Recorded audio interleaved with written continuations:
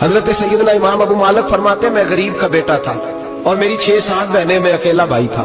آپ فرماتے میرے ابا جی فوت ہو گئے، میری امی پکڑ کے مجھے ایک دھوبی کی دکان پہ لے گئی، کہنے لگی اسے کپڑے دھونے کا طریقہ بتا دے، یہ بھی ایک چھوٹی سی لانڈری کی دکان کھول لے گا، میری بیٹیوں کا پیٹ پالے گا۔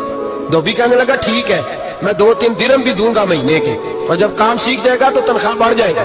امام ابو مالک رحمت اللہ علیہ فرماتے ہیں میں بہنوں کے لیے روزی کمانے نکلا، میں غربت کے عالم میں نکلا، رستے میں امام اعظم کا مدرسہ تھا، فرماتے میں وہاں چمکتے چہرے دیکھتا، لیکن اپنی غربت کو دیکھ کے میں آگے بڑھ جاتا، پریشان ہوتا کہ میں کیسے علم حاصل کروں گا۔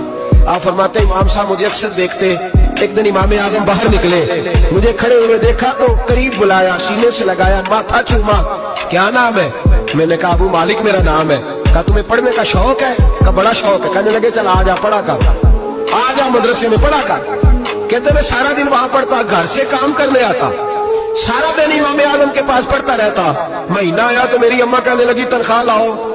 میں نے کہا امی جی تنخواہ تو وہ دے گا جو ڈیوٹی پہ جاتا ہو، میں تو پڑھنے جاتا ہوں۔ کہتے اماں گھر سے نکلی اور بڑے غصے کے ساتھ نکلی، کہنے لگی مولوی نے میرا بچہ خراب کر دیا، میں کام پہ بھیجتی تھی، اس نے کس چکر میں ڈال دیا، مسلوں سے بھی کبھی پیٹ بھرا ہے، کام بھی تو کرنے چاہیے نا۔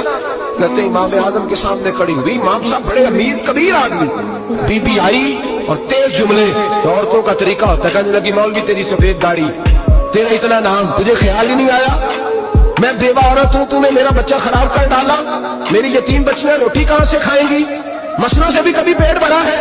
کہتے اتنے سخت جملے کہے اور قربان جاؤ امام اعظم سنتے رہے اور مسکراتے رہے۔ کہنے لگے میری غلطی ہے۔ جب غصہ اتر گیا تو کہنے لگے اماں تیرا غصہ اتر گیا ہے؟ اتر گیا ہے۔ کہنے لگے تیرا بیٹا بڑا نیک ہے، تو اسے پڑھنے دے۔ کہنے لگے چپ کر بے مولوی، یہ پڑھے گا تو میں روٹی کہاں سے کھاؤں گی۔ امام صاحب کہنے لگے مجھے بتائے گی تیرے گھر کا خرچہ کتنا ہے؟